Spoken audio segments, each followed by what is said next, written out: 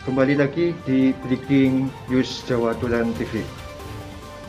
Baik pemirsa, jumpa lagi bersama saya di Breaking News Jawa Tulen TV.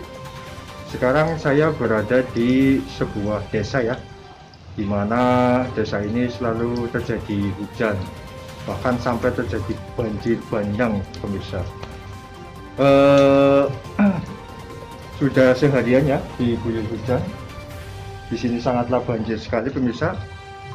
Dan apa yang dilakukan sama salah satu warga yang ada di desa sini, dia unik sekali pemirsa. Kalau misalkan terjadi hujan sampai terjadi banjir bandang, dia selalu unik.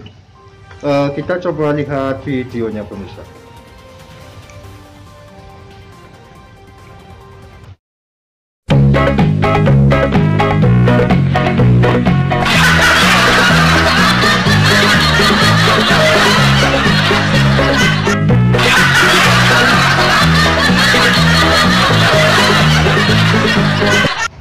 Ya, demikian ya. Kita sudah melihat video unik sekali ya yang dilakukan sama Bapak Pusat. Unik sekali pemirsa.